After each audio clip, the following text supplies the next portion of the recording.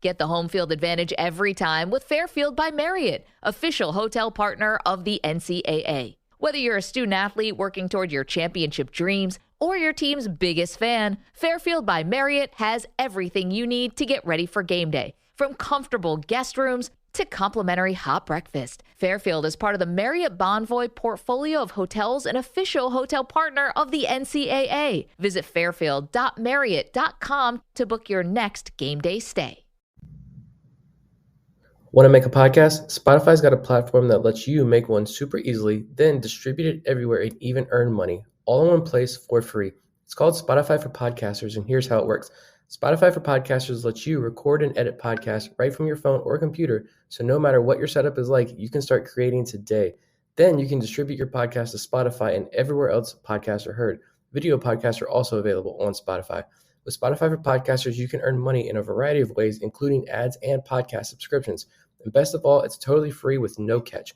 Ever since we discovered Spotify for Podcasters, we feel like having options like video podcasts and Q&A lets us be more creative on another level. I highly recommend you give it a try. Download the Spotify for Podcasters app or go to www.spotify.com/podcasters to get started. Welcome into The Verge, a show which covers the Baltimore Orioles minor leagues. The Verge is part of BSL Radio. Baltimore Sports and Life is dedicated to analysis and discussion on the Orioles, Baltimore Ravens, and the University of Maryland. The site has a team of writers providing coverage of those teams and houses live streaming content weekly. Join the conversations at the message board, like BSL on Facebook, and follow BSL on Twitter. Welcome to On the Verge. This episode is going to focus heavily on the trades made by Mychal Givens before Monday's trade deadline. And the end result sees the Orioles trade away some of the players on their major league roster and get some intriguing prospects in return, highlighted by the deal that sent Mychal Givens to Colorado in exchange for infielder Terran Vavra, first baseman Tyler Nevin, and a player to be named later. They swung another deal on Monday, trading Miguel Castro to the New York Mets for minor league left-hander Kevin Smith, and a player to be named later. Tommy Milone was also dealt on Sunday, going for two players to be named later to the Atlanta Braves. Remember that players who are not in the organization's 60-man player pool cannot be traded during the season, so we expect that once the 2020 season ends, we will find out who the players to be named later are in these trades, along with some other deals the Orioles made earlier this season, including the one that sent Hector Velasquez to Houston and Richard Blyer to Miami. We're going to discuss the trades. We're also going to look at Ryan Mountcastle's continuing production in the major leagues, and Keegan Akin made his first major league start on Monday at Toronto/Buffalo and turned in a pretty solid performance. So we're going to get into all of that, but first we'll start with the trades. If you visit BaltimoreSportsAndLife.com right now, my co-hosts both have new pieces on the site. Bob Phelan with his 3 Up, 3 Down weekly column, and Nick Stevens with a breakdown of the trades for Mychal Givens and Tom Milone, and that's exactly where we're going to start on the show. Nick, I'll start with you. What are your thoughts on both of those trades? A+ work from Mychal Givens. Both of these deals were pretty awesome trades, in my opinion. I think just starting with the Tommy Milone deal for two players to be named later. 2020 trades, player to be named later doesn't necessarily mean it's going to be some guy on the Dominican Summer League roster somewhere. With, like you said, only being able to trade guys in your 6-man player pool. But I think in this particular instance, those two player to be named later are going to be guys in the low minors from the Atlanta Braves.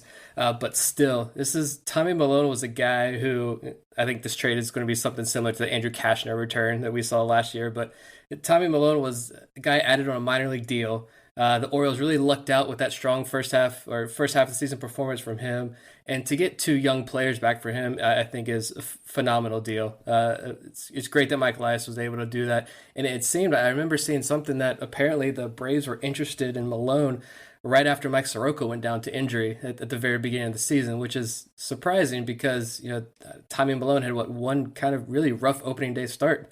And that was it. But he turned it around. Guy that can go 4 or 5 innings for you, get a bunch of strikeouts. With that changeup was fun to watch. Seemed like a great guy. But, if you're able to get 2 lottery tickets in return, I make that trade 10 out of 10 times. And then, we saw what he did in Philadelphia last night for the Braves. So unfortunately for him, it's his Braves career is off to a rocky start. But the Tommy Milone trade, I think A+ work right there. The fact that you're able to turn Milone into something, great work. Yeah, and speaking of rocky starts, Mychal Givens gets traded to Colorado. That was an exciting trade to see play out.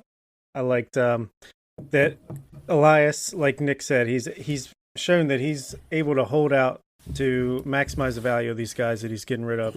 And I didn't think that we could get two top 15, top 20 prospects plus a player to be named later for Mychal Givens, who's a reliever who's not even pitching in the 8th or 9th inning mostly this year, with only a year and a month of control left.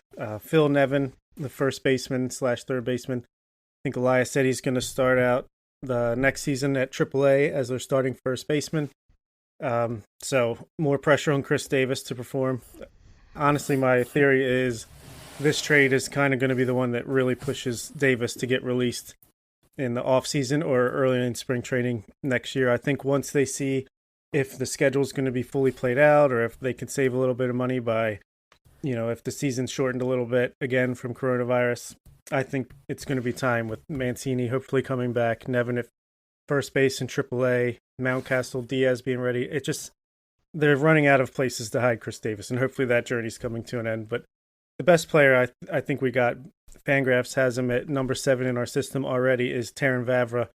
I think he's a guy who could be the starting second baseman as soon as next year, pushing Alberto to third base. Really like how both of these guys have great walk rates. They don't strike out a ton. Seems like Vavra can play all over the infield. Nevin could even play a little corner outfield. So just more versatility, some on-base profiles with some power upside, at least in Nevin. He's got good raw power. Hasn't really translated into games yet. And another player to be named later. You can't beat it. And like Nick said, 2 lottery tickets for Tommy Milone at this point. You gotta make that move whenever you can. Yeah, I'm going to give some numbers here on Vavra. Last season, he was at Low A Asheville, batted .318, .409, .489, finished with an .899 OPS. 10 homers, 52 RBIs. That was good enough to win South Atlantic League MVP award. He was an all-star there last year and had been an all-star the year before when he was at short season A Boise right after being drafted in the 3rd round by the Rockies.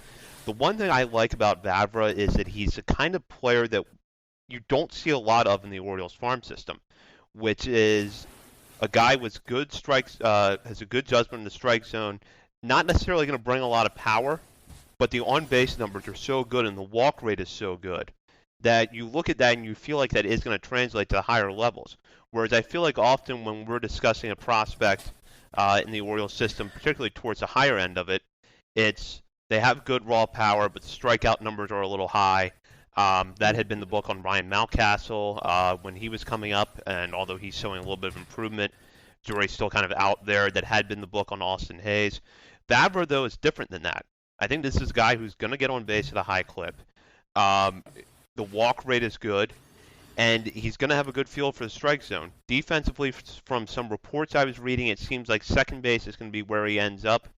But if you have a second baseman that hits from the left side, can get on base at a high clip, and as Bob mentioned, maybe that gives the Orioles some flexibility with Handra Alberto, perhaps moving him to third base, that's a win. And then Nevin, I think, addresses one thing that had become an issue in the Orioles farm system, which is although they're deep at first base at the major league level, they really aren't at the minor league level. So at a minimum, Nevin is the starting first baseman in AAA next year. He can play a couple of different spots. There's still some questions about where he ends up. But if the end result is a right-handed bat that has some raw power, can go in and out between first base and left field, you're looking at maybe another Christian Walker, a guy that had been in the Orioles system. So I think it's something with Nevin that's a good wild card pick because he fills an immediate need in the farm system, and there's still room there to develop and maybe be, at a minimum, a quality part-time player. Yeah, I agree with both of you guys on all those, both Tyler Nevin and Vavra there. I think Nevin, someone like you mentioned, can play multiple positions, so he's more of the wild card here. The raw power, like you said, Bob, hasn't translated into game power yet, but Mychal Givens was pretty complimentary of him. I think it was today's broadcast. Had high praise for him. Is someone who, in 5 seasons, he's been a professional baseball player. He's only played in 366 games, so that's not very many. Last season was his first season where he played more than 100 games. I think he had 128, but he played in 130 games last year with the Hartford Yard Goats in the Eastern League, and you read off some of those numbers there. The high walk rate, which is great. He's an Arizona Fall League batting title. He won back in 2018. Like, your dad's Phil Nevin, so I mean, who I believe is with the Yankees now as a coach. So I mean, that speaks volumes of him right there. Both these guys come from baseball families with huge backgrounds, so that you love to see that.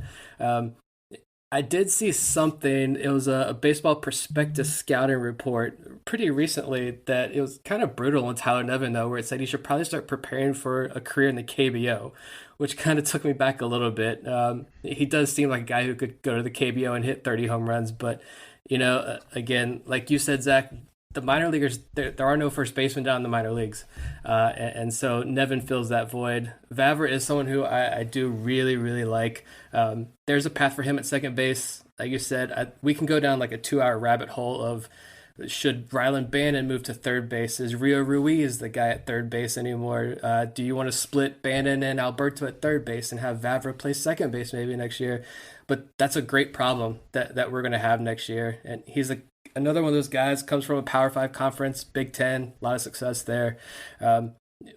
Even if Vavra's floor is that of a utility guy and Nevin is a quad A type guy who comes up for here and there, I mean, Mychal Givens could implode tomorrow. And again, it's a relief pitcher. There's really no bad trade when you're getting rid of a relief pitcher here. So, and you get a player to be named later. Icing on the cake right there. Absolutely. And one thing I think that's important to note here is Colorado is not exactly known for developing their prospects very well in the minor league level. So say we get these guys into our alternate site at Bowie, we hook them up to the K-Vest, we get all these, Sig Meidel and Matt Blood's guys on them and can really develop them over this season, off season, spring training next year. Maybe we can make the most out of them, even more so than they're already projected. So I think that's important. And as far as Vavra, maybe he could be like a Kevin Biggio type where he gets on base at a great rate, just flip to the power and the contact rates where Biggio doesn't hit for much average, but he has some power. Maybe Vavra can be the guy that hits for average with a little bit of power in there, but walks a good rate. Yeah, that's actually a reasonable comp, I think. Biggio, for me, has kind of been the guy that's flown under the radar for the Blue Jays. He's been overshadowed by Bissett and Guerrero Jr., but the fact is that as a role player, and even a little bit more than that, Biggio has been productive over his young career so far. Yeah, both of these guys, it's a huge win. And like between those two trades, you've got 3 other guys who we don't know who they're going to be. They could still be really good prospects. I mean, when you're talking about, we'll get to Miguel Castro trade here in a second, but when these trades keep coming out and it's like this player and this player is coming back to Baltimore, oh yeah, and cash considerations or another player to be named later.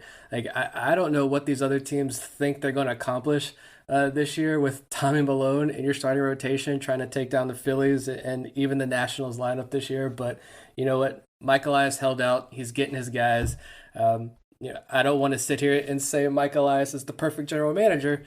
None of these guys could end up panning out. But at the same time, like, I'm not betting any of my hard-earned money on Miguel Castro to win us a ball game at any point. And I'm probably the biggest Miguel Castro fan you will find. I'm not afraid to admit that.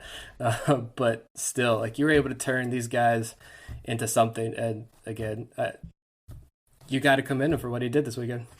Yeah, Elias has a plan, and he knows how to make the most of it. That's for sure.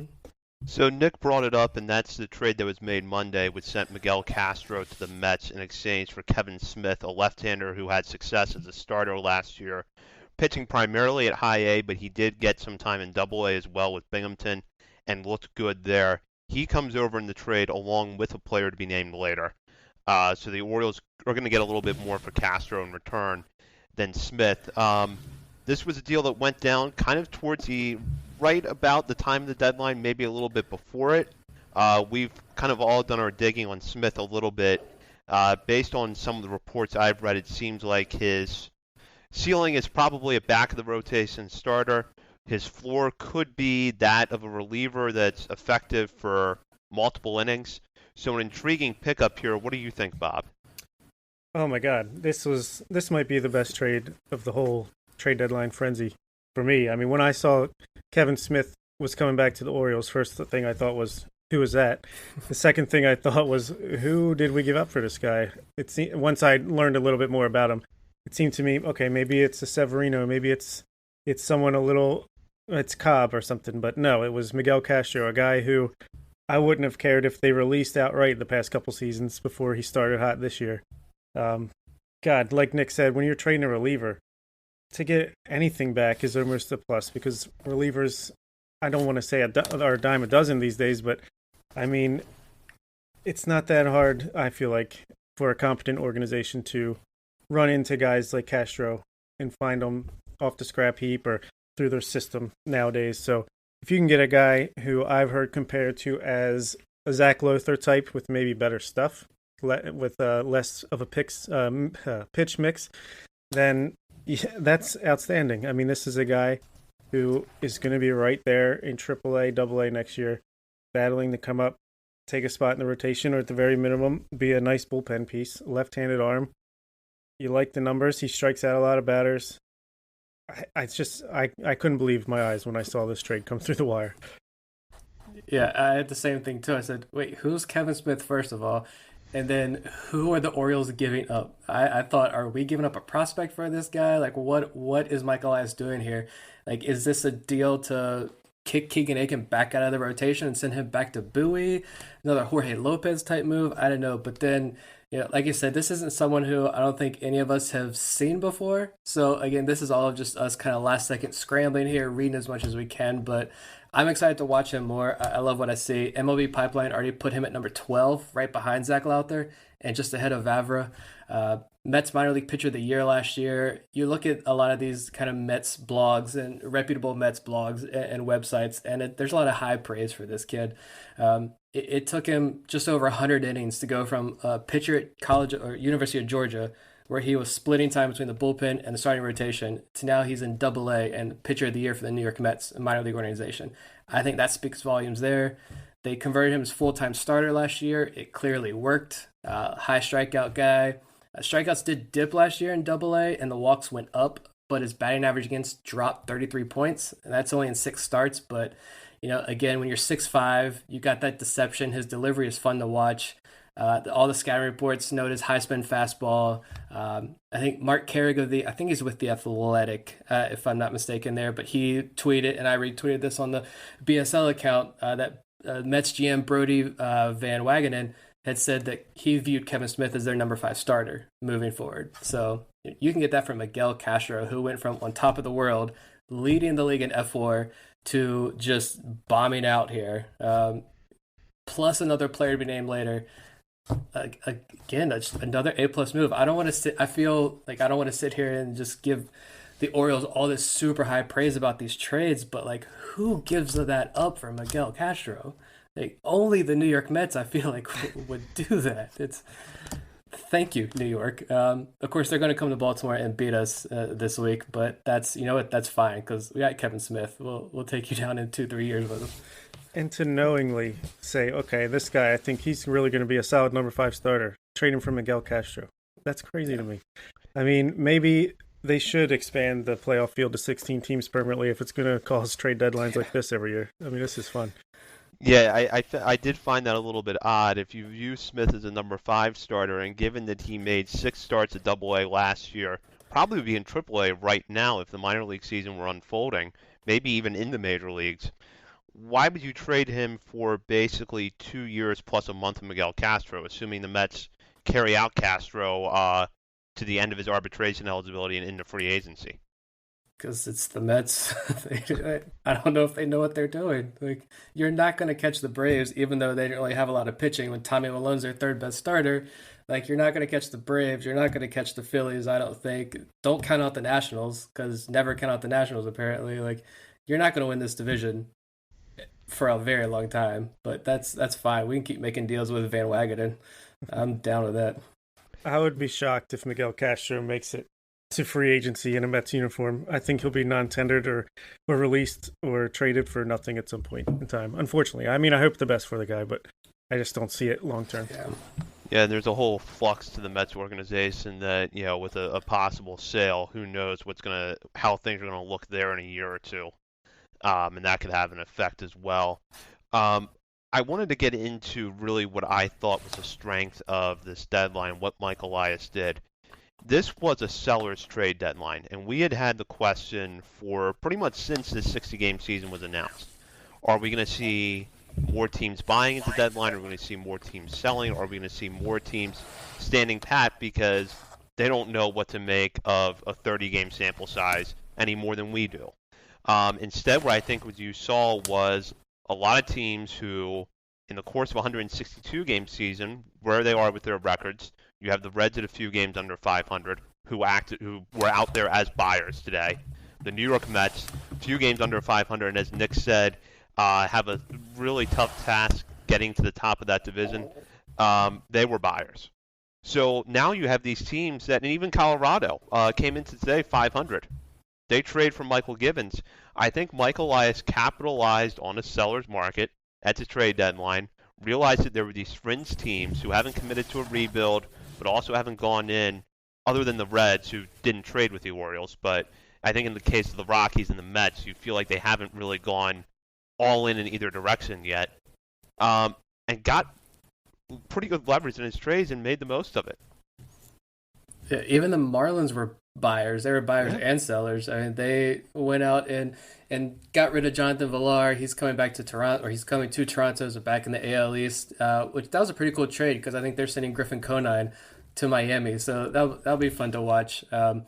I know some Orioles fans were up in arms a little bit over seeing that return for him, but you know what? Maybe Easton Lucas we got from him?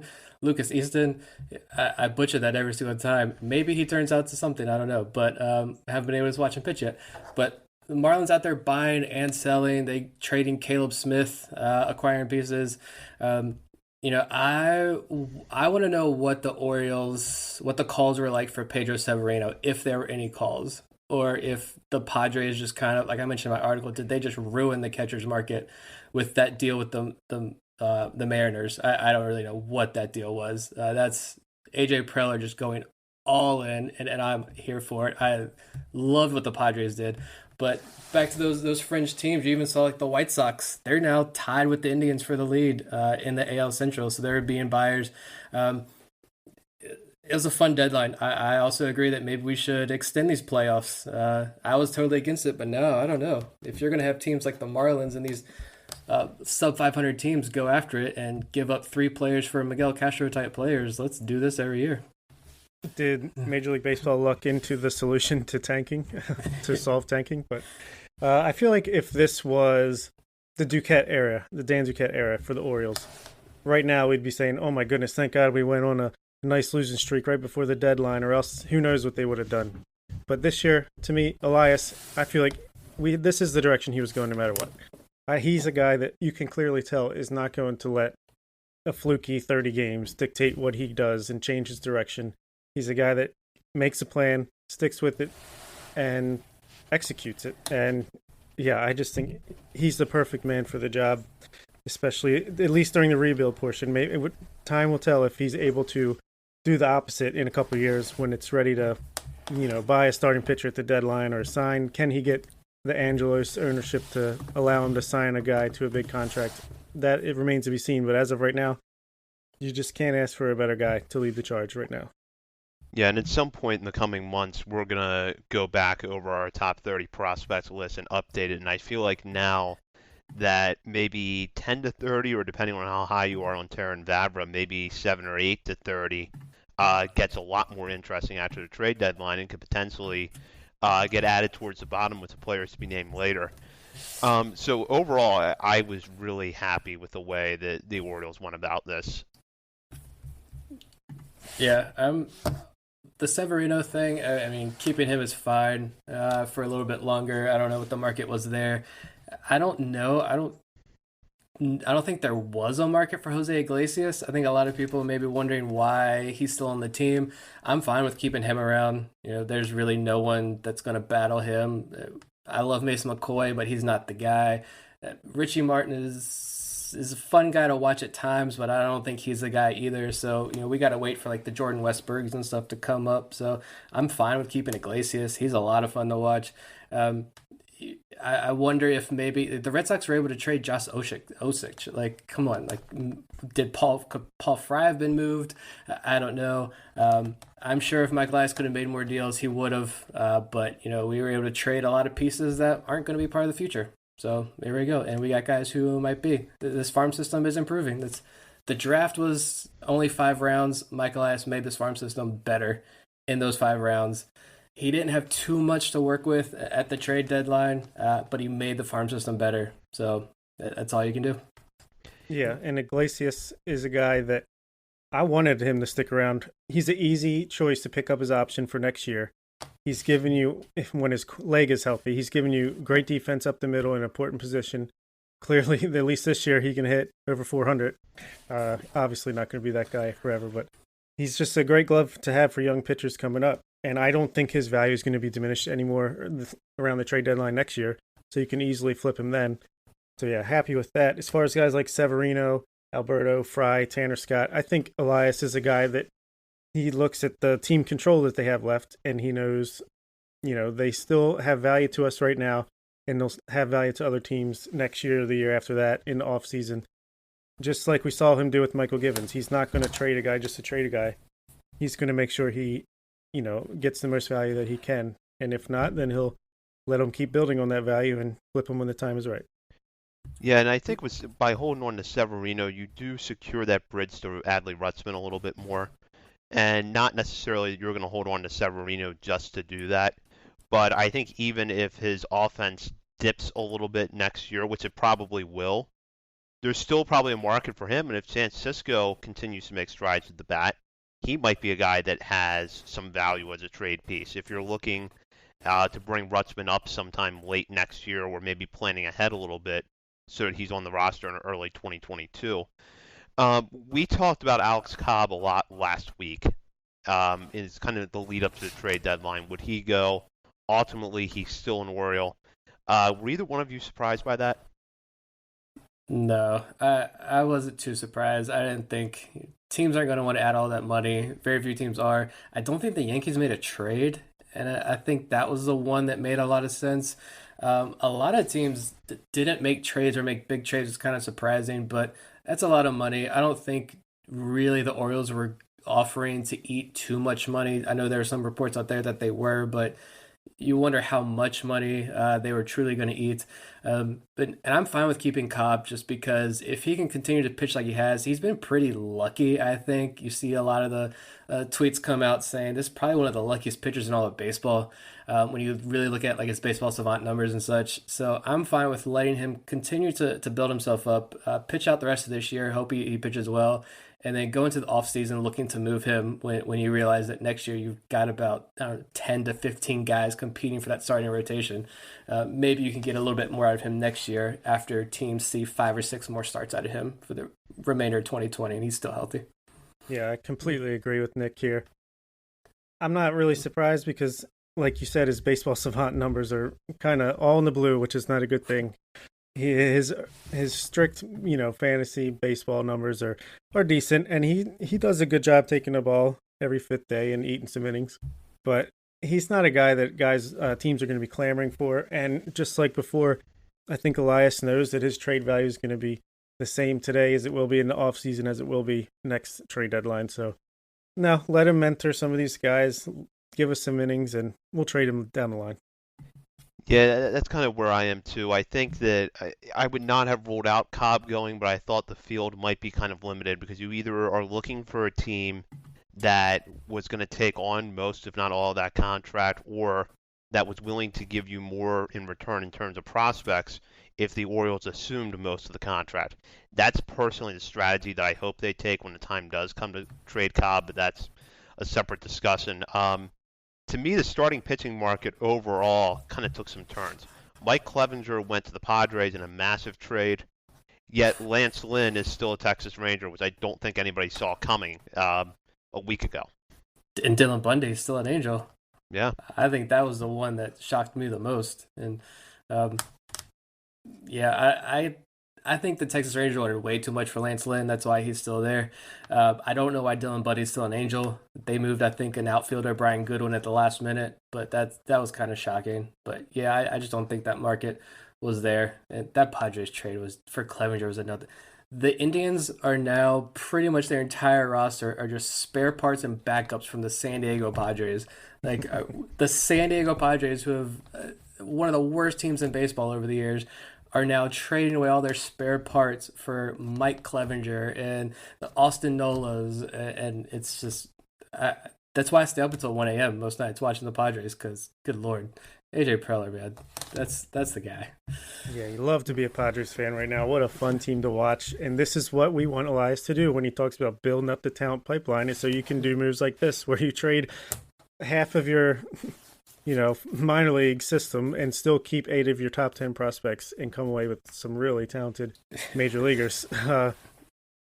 Mackenzie Gore, Luis Patino, Camposano, like I think eight or 9 of their top 10 prospects are still in the system.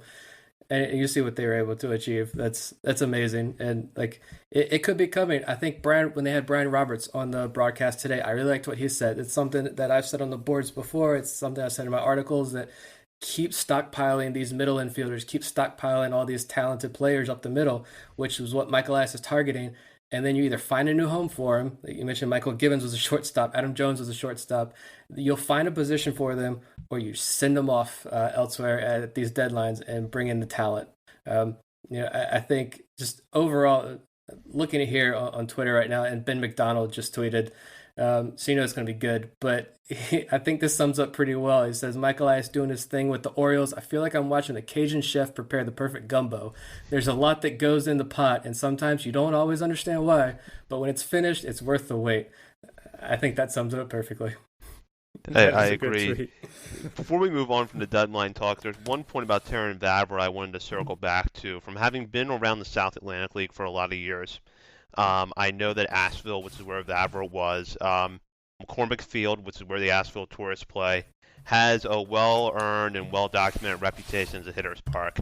Vavra hit 8 of his 10 home runs there last year. His OPS was 1.124 at home compared to 636 on the road. Does that give either one of you pause? I mean, he doesn't have a lot of time down in the minor leagues, so I'm going to say for right now, no. Again, I really like Bob mentioned, with Rockies and their prospects. I don't know. I know a guy pretty well who the Rockies drafted about 2-3 years ago, and I mean, just the slightest twinge in his arm, and they cut him, and they just let him go, and moved on from him.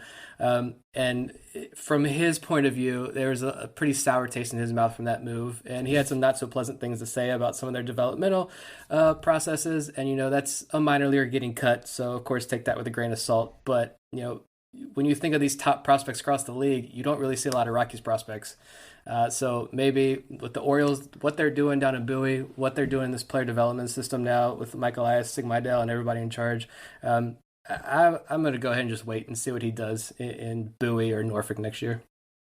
It is an interesting fact, but I can't worry too much because it's just like I don't know if it's a situation where, like in Colorado, with major league level with the Rockies, where they have that big disparity in between their home and road splits, not necessarily because Colorado is so good to hit at, which it is, but because to go from the different elevation levels, it takes time to get caught up and used to that. And by the time you're used to it, you're back into another park or back home again. So, I'm like Nick. I'll wait and see how it plays out. But it is interesting.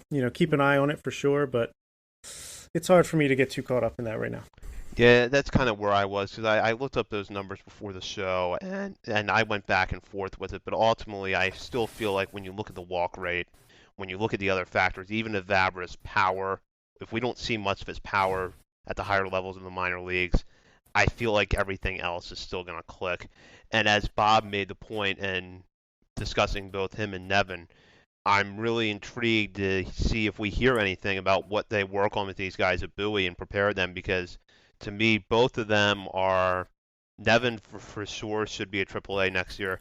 Vavra, in my mind, could start the year at AA, but depending on how he develops over the rest of the summer, maybe there's an argument for pushing him higher. But I kind of put the home road splits in that, like, file this away, keep an eye on it, but I don't see it as a major pause. And I read enough reports. I read the MLB.com report. I read the Fangraphs report, which was pretty high on Vavra, and I don't think it's going to be too big of a concern going forward. Yeah, I agree. Yep. So we're looking now at the Major League roster and the continuing emergence of Ryan Mountcastle, who hit 2 home runs on Sunday at Buffalo against the Blue Jays. The first home run I don't think has landed yet. I've watched that clip several times, and I'm just impressed every time at just how far that ball goes out to left center field. He had a second home run later in the game.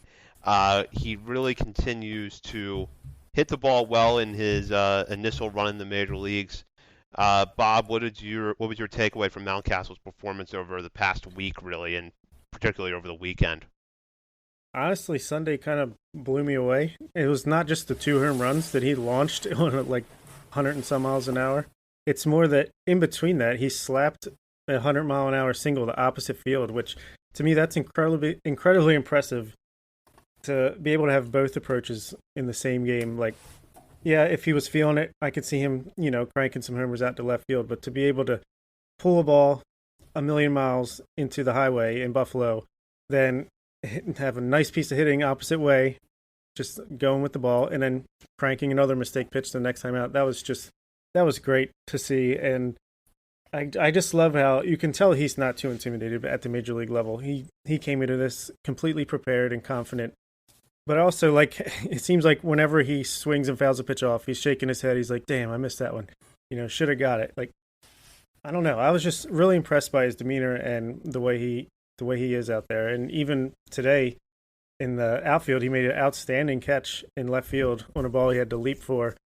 I don't know exactly what his, first step was like, if he moved in and had to move out, but it was hit on a line, and I think it had an 850 expected batting average, and he went and got it. So maybe he really was working on his defense and on base skills while he was in Bowie.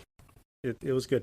Yeah, that was good to know. I meant to go back and look at that, what the expected batting average on that play was, because I missed the play, but I saw the replay and was astounded. Ryan Mountcastle does have a position, and he does play defense. What do you know? Yeah, the singles, and he did it again today. He had an opposite field single where he shoots it in between first and second base. You love to see that. On Sunday, 104.1 miles an hour, 101.5 miles an hour, and 100.1 miles per hour off the bat in his 3 hits. You really love what he's doing. I do. I get the sense that Mountcastle is, and I'm going to give a shout out to the guys at the Bird's Eye View podcast when they talked about Mountcastle, and I believe it was them that kind of comped him to a Trey Mancini type player. And I think that's really good comparison there for the type of player that we can expect to see out of Ryan Mountcastle. He's may not be a multi-time All-Star at the major league level, but I think he's going to be a really solid player. And if he can, once the league starts to figure him out, I think that demeanor, I think his attitude at the plate, I think just his personality on and off the field that you see glimpses of it. I think he's someone who is capable of stepping up and becoming a leader on this team, both on and off the field. You really see that in him. And we've mentioned before how he's been so young at every level, and he's produced, and he's doing that now at the big league. He's settling in very well, very quickly. 457 on base percentage. So apparently he can't walk, but yeah, he is. A 1.102 OPS, sending rockets the other way onto highways. You see the 2-strike approach at the plate. Again, it's an ideal start. Can he go 1 for 30 at some point this year? He might. I don't know. But with this approach at the plate, I don't think that's going to happen. He's settling in very well and taking it to. He looks like a major leaguer. I think he doesn't look fazed by this jump to the big leagues, which is good. Yeah, the plate approach has really been the encouraging thing for me. I feel like he's not chasing pitches the way that he did in the minor leagues. And I think what that's going to lead to over time, and hopefully this allows him to finish the year strong, the more the book starts to get out there is the feeling, okay, you can't just throw changeups and sliders away and get him to chase. A year or two ago, maybe that would have been the case, but right now he's locked in. He's not chasing those things. And if you're able to do that, you're going to leave pitchers prone to making more mistakes. Absolutely. And he had an at-bat today, I think it was his first one, where he worked to count full, and then there was a ball that was maybe an inch or two outside, clearly a ball, but it was relatively close. He swung and missed, but you could just tell from his reaction that he was kicking himself like, oh, that was definitely outside. Like, you can just see that he wants to get better, and he is working on it. Like, he's not just, up there hacking away. He really is working at it, trying to work the counts, and he's done a surprisingly good job of it. Yeah. While continuing to learn a brand new position again. I think that's something else too that doesn't get mentioned enough, that they've moved him from shortstop to third base, to first base, to left field, and you see the numbers he put up. It doesn't faze him. Not a lot seems to faze this kid, and I really enjoy that. And I hope that I don't really like watching like the post-game stuff, the post-game interviews. I respect the beat writers' jobs. I respect reporters' jobs. But the questions are the same questions. They're so boring. The responses are so boring. Very rarely do you get that notable soundbite. But I have watched a few of Ryan Mountcastle when they have him on, and it's fun to listen to him talk. I think you see the beginnings there of he's getting more comfortable, and hopefully I want to see that personality now start to come out. You don't see a lot of personality on these Orioles teams recently, and so that would be fun to watch as we watch him hit 20, 25 home runs a year at the big league level. He does seem to have fun out there, so if him and Alberto can get a rapport going, that could be fun to watch. Yeah, absolutely. I mean, I think that this Orioles team and Mountcastle has added to this. Even when they lose, they're still fun to watch. And that's one thing that I can say going back to 2017. Sometimes those teams would win and they still weren't fun to watch. The last 3 years have been kind of rough. But this year when I watch an Orioles game, I feel like even if they lose, you can tell they're having fun, they're playing hard, and Mountcastle fits right in with that. Yeah, definitely. So one big item to note from Monday, the first career start for Keegan Akin. He started the game as the Orioles took on the Blue Jays in a matinee. Ended with the Orioles winning 4-3 in 11 innings. Akin went 4 1/3, 3 hits, 2 runs. Neither of them were earned because they scored on a throwing error by Hanser Alberto. And although those runs were charged to Akin, it was after Travis Lakin Sr. came in the game and gave up both inherited runs. Akin walks 2, strikes out 6. It seems to me like with 2 lefties that had been in the rotation all year, Wade LeBlanc, who's now down to injury, and Tommy Milone, who was just traded to the Braves, that should give Akin a leg up in terms of getting starts for the rest of the year. And I don't think he did anything today to necessarily throw the Orioles off that track if they were thinking along those lines. But Nick, what was your impression of Akin? Yeah, you would think he's going to stay in the starting rotation, but who knows? As rosters start to settle over the next day or so, maybe someone interesting hits the waiver wire and Akin's back down to Bowie. But I thought it was a great start. Like you said, no earned runs, the 6 strikeouts, his first at bat, that first inning was really good. That first batter, fastball, hitting 94 right on the paint. I mean, he came out strong and determined. I think he hit 95.5 miles an hour. He topped out with his fastball. He threw a lot of changeups. That was the pitch that he was working on a lot last year in AAA Norfolk. Got a few swing and misses there. There were a few where it missed. He missed low with the pitch a lot, but I think that's where he wanted to throw it. I think that's where Severino wanted it thrown. You saw his reaction with a lot of those pitches where he got very animated, pounding the glove, pointing at Keegan Akin like that was your pitch. That was it. That was where I wanted it. Great job. He just didn't get the guy to swing. Maybe that comes as he's able to attack guys more with the fastball and get more confident, stop nibbling so much, and just go after and attack hitters. I like the confidence he had in that outing, although, I mean, I've seen Akin so many times over the years. I've met him 2 or 3 times and talked to him personally, and it's just he's stone-faced. You don't know what he's thinking. I think every time you see him, he's thinking, I want to get out of this conversation and leave, but he's not going to show you that emotion on the mound, and he showed that today. He even got a pickoff at second base, which is great to see. again, he's still someone that I think we question. Is he a starter? Is he a reliever? I don't know. I think the stuff will really play up out of the bullpen, but for a first career start, it was really good, and we need to see more of it moving forward. Yeah, I was very encouraged by the start today. Maybe the final stat line didn't tell the whole story, but man, he came out of the gates throwing strikes, peppering his fastball wherever he wanted, touching 95. I mean, he was just pounding the zone, and he might have faded out by the fourth or fifth inning, getting a little bit tired. Maybe he's not built up enough, but I think he definitely showed enough stuff that he's in the rotation for the remainder of the season. He better be. I mean, that was a great Blue Jays lineup, and he pretty much shut them down. Besides a Hanser Alberto error leading to 2 unearned runs, he's got a clean outing on the day. So, yeah, very encouraged. Hope we see more, and hope we see other guys like Kramer, et cetera, come up at the last month of the season and show what they can do too. Yeah, Akin, I feel like now has had 2 outings where the final results maybe didn't tell the full story. His first outing back on August 14th came in relief against the Nationals. Probably was out there 1 inning too long. A few inherited runs scored after he was lifted from the game.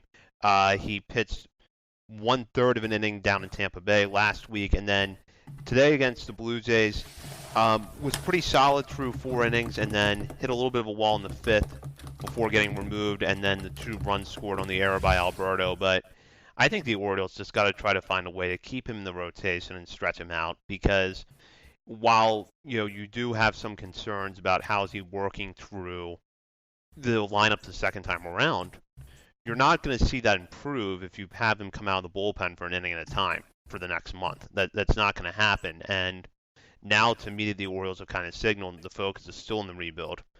Part of that should be to let Akin get starts regularly over the final month of the season. Yeah, how about let him get into a regular routine, go out there every 5 days and settle in, instead of having him come up, sit in the bullpen for 6 days, pitch a couple innings, get sent down, come up, pitch to one batter, get sent back down. He just needs to get out there every 5th day and just show what he's capable of. Yeah, I hate that they're doing, and this isn't the normal, you get sent down, you go back to Norfolk, that Norfolk-Baltimore Express shuttle, it's not that, but it's still, like, I think of, like, Kevin Gossman, when he was coming up, he would come up for a few starts, and then he's back in Norfolk for a couple weeks, and he's up and he's down, he's up and he's down. Chance Cisco, the same thing. Just keep this guy on the Major League roster, and let's see what he can do. I know that, I trust what they're doing down in Bowie, and the reports are great when we get those few looks inside of Bowie from guys like John Mioli and the guys over at Masson. It's great to see what they're doing, and clearly it's doing something great with Ryan Mountcastle. But it's Keegan Akin, as we mentioned before, he's just a guy that I don't know how much more you can develop him. It's sink or swim for Akin, and right now he's holding water. He's treading water pretty well right now, and so hopefully he can get. You're looking at maybe 5 starts if they keep him in the rotation. I think that's good, and let's see if he can hit those 5 innings and give up no more than 1 or 2 runs, keep the strikeouts up, and keep the walks low. So he did have 2 walks today, but I'm only going to credit him with 1. That first walk was definitely, he got squeezed a few times there. So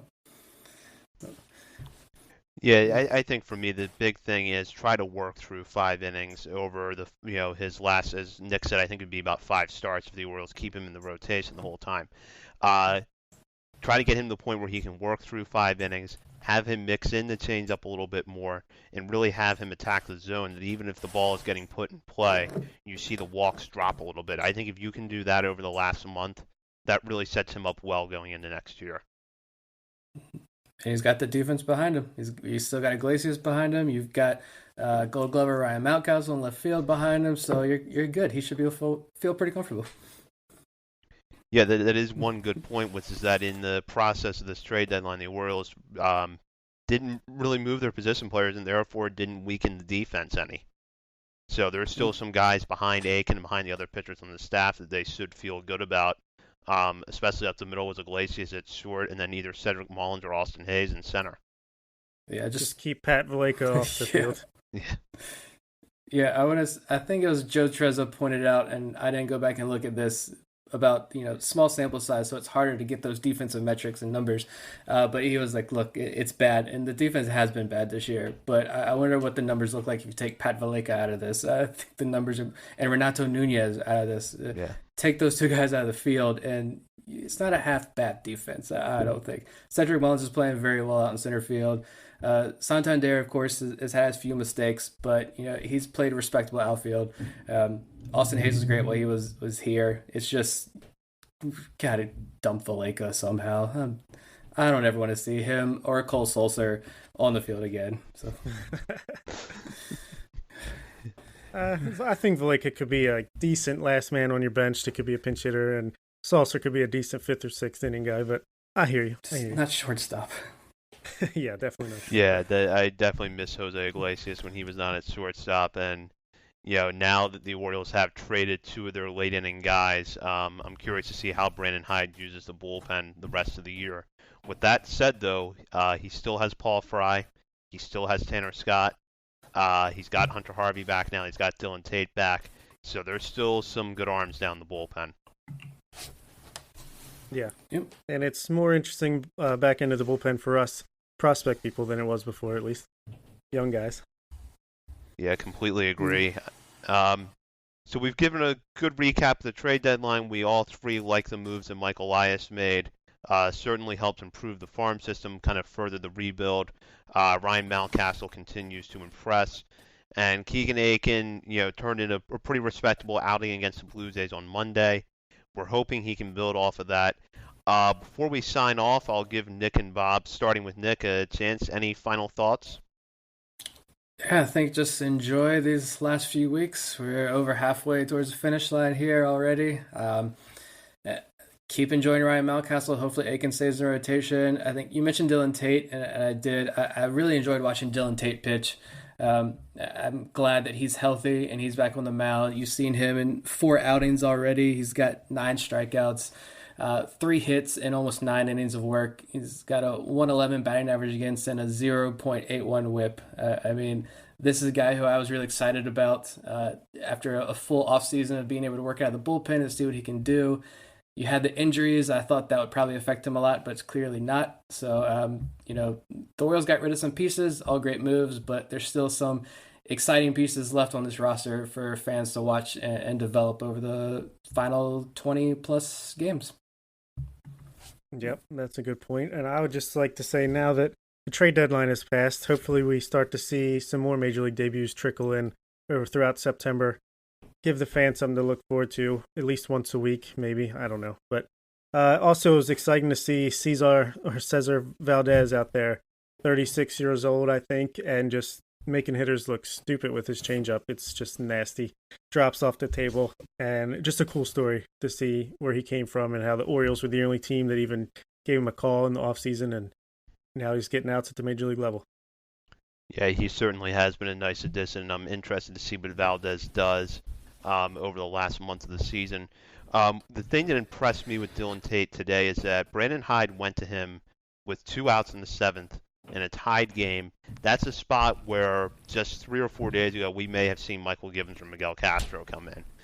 He went to Tate in what was very much a high leverage situation. Tate gets out of that inning, contributes another 2 scoreless innings.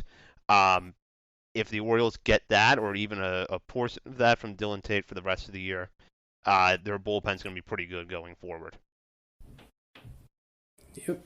Excited to see it all happen. Yep, and so that just about does it for us this week. We'll be back next week with a new show. In the meantime, continue to check Baltimore Sports and Life for the latest content. Primarily Orioles and Ravens, but then some college sports as well. As I noted, Bob and Nick both have new pieces on the site. You should check them out. And continue to follow us on Twitter at BSL on the Verge. We'll have episodes posted there along with in-game commentary and more. For Bob Phelan and Nick Stevens, this is Zach Spedden. Thank you for listening to The Verge.